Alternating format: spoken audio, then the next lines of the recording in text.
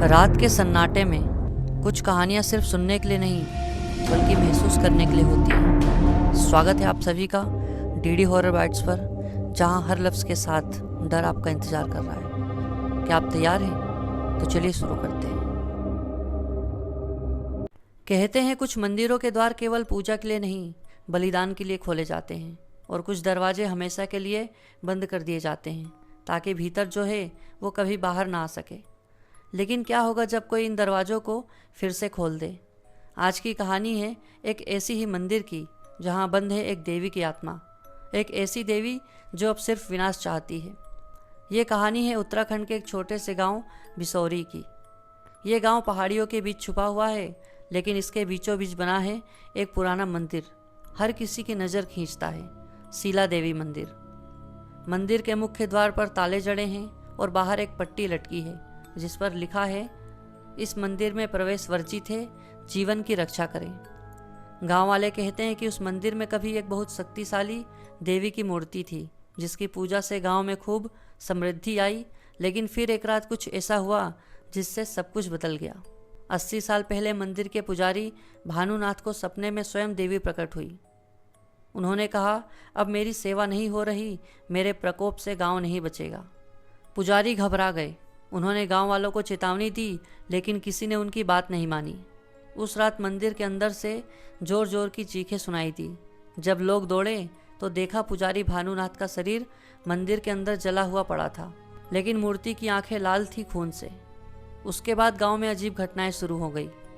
गाय खुद ब खुद मरने लगी, बच्चों की नींद में चीखें सुनाई देती और कई लोग रात में गायब हो गए।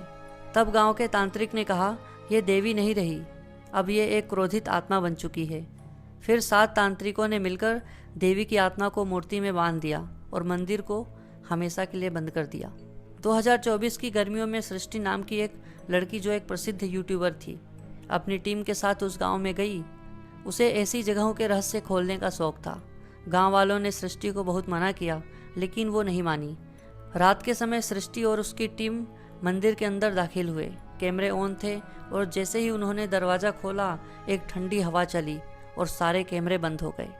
अंदर एक मूर्ति थी, उसकी आंखें अब भी लाल थीं। मूर्ति के पास एक दीवार पर लिखा था, जिसने मेरी नींद तोड़ी उसका अंत निकट है।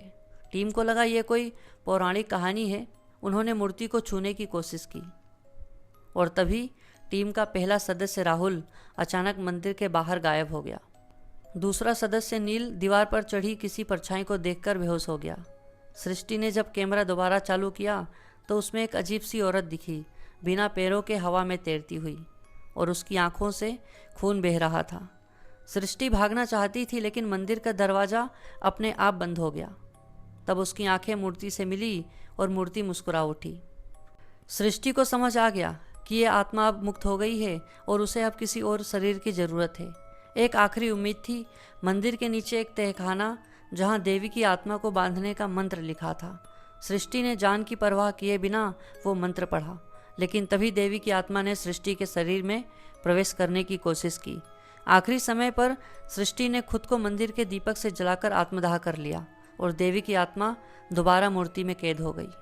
गांव वालों ने अगली सुबह सृष्टि की राख मंदिर के सामने पाई और एक नई पट्टी मंदिर के बाहर लटका दी, जहां पर लिखा था, जो देवी को जगा दे उसका अंत निश्चित है।